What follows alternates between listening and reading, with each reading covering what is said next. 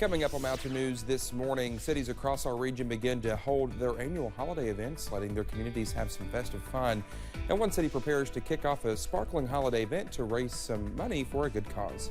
Dedicated to Eastern and Southern Kentucky, this is WYMT Mountain News this morning.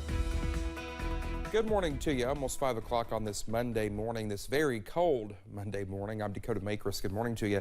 Let's head over to Brandon for a look at our forecast. And Brandon, buddy, I may need to pull out your Snoopy blanket because it's freezing. Well, guess what? It's not actually in the building right now. Where is it? Yeah, I can't tell you. It's classified information. Now, you know that is my favorite blanket that I have taken home with me and kept for long periods of time. I know. That's why I hid it from you. But it is cold outside this morning. It's in the car, Dakota. Okay, good. So it's teens in a lot of the areas this morning. So we'll take a look around the region there on the temperature map. Look at that. 26 in Jackson, 24 Prestonsburg and Pikeville.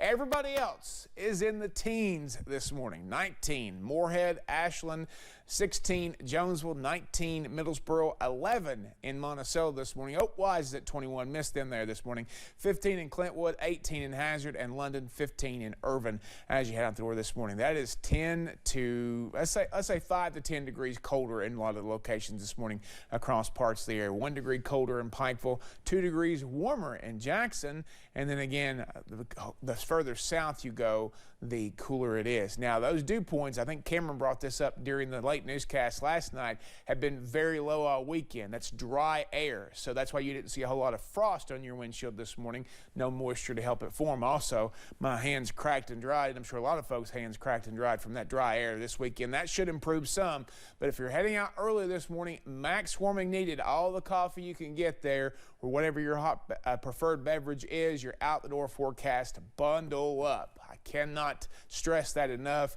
Dress in layers for a little while. You won't need it all day because we're going to get into the 50s this afternoon with some sunshine. Dakota? All right, Brandon, thank you. Community members and law enforcement officers across the Commonwealth are doing their parts to give back to the community. As Samantha Valentino shows us, hundreds of volunteers came together in Lexington during the weekend to distribute more than 700 Thanksgiving baskets to local families. 700 boxes. There you go. There's 5 of each. Thank you. Delivered to local families experiencing hunger. Everything that you would need to provide a typical Thanksgiving meal is provided in the box, along with a turkey, butter, eggs, potatoes, and onions. The families were referred by nonprofit agencies in town. The boxes are delivered by some familiar faces. How many you got? The sheriff's office, police department, they've reached out, said they wanted to help. So we said we have over 700 boxes. You know, we would really appreciate your help. And hundreds of volunteers showed up to God's Pantry Food Bank in Lexington on Saturday morning to offer their help. So some families, they will come in a van and they'll say, let us up however many boxes you can get in here. They'll take 5 or 10, boxes. Others come in a big truck and let us up. We'll take 15 households. Mary Alice Daniels is the Fayette County Program Manager for God's Pantry Food Bank. This is the coldest year that I've done it. This is my 9th year. She says that while the work is cold, it's worth it. It is a cold day, but we definitely walk away with warm hearts. That was Samantha Valentino reporting. God's Pantry Food Bank will be distributing Thanksgiving boxes to 300 families at its Moorhead location today. Well, one of Corbin's oldest holiday traditions took place Sunday, inviting community members downtown to take part in the festivities. Various businesses and organizations set up booths or opened their shops for Corbin's annual Christmas open house, encouraging everyone to shop small this holiday season. So lots of merchants are open today, welcoming patrons into their shops. And again, just as an opportunity to say Merry Christmas and to remind people to keep their money at home this year. Well, the event also offered train rides for kids and their families, free gifts, and a meet and greet with Santa. Well, the Winter Wonder Camp Drive-Through Lights fundraiser in London is kicking off again this year.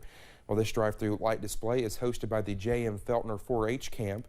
The event aims to raise money for camper scholarships that will help more kids attend 4-H camp next year. Event organizers say last year's event brought in 3,000 attendees and $6,000. It's certainly a weird idea for a summer camp to do like a winter programming like this, but COVID kind of caused us to come up with some creative solutions to problems and issues, and this is one of those things that came out of it. And we had a really good time last year. People seemed to really enjoy it, so we're coming back this year, and we're adding some more event nights and more lights. Well, this year's special events nights will include Santa Claus, a food truck, and even a night with live music. Winter Wonder Camp will begin Thursday, December 1st.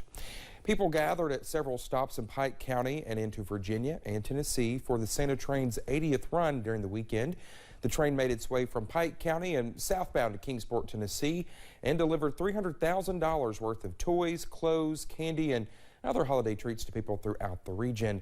The Santa Train was previously canceled in 2020 and 2021 due to the pandemic, and people were excited to see the train back on the track once again.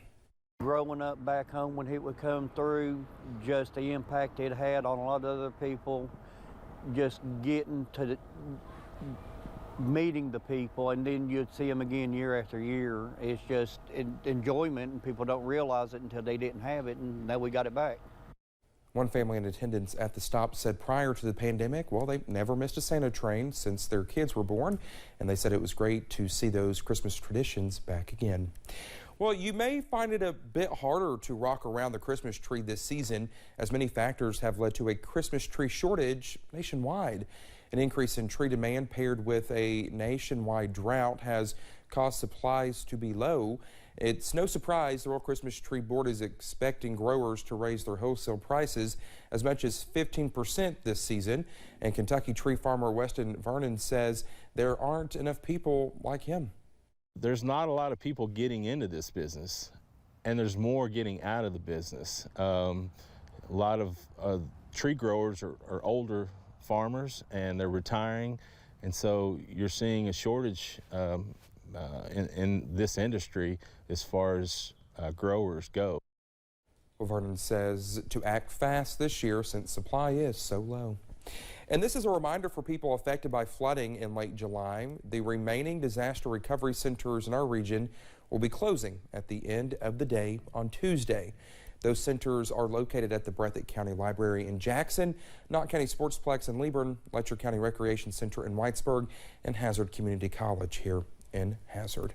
Well, thank you so much for getting your Monday morning started with us here on Mountain News this morning. Coming up, dozens of countries vote to try to protect many of the world's top marine predators from extinction as their populations continue to be hurt by hunting.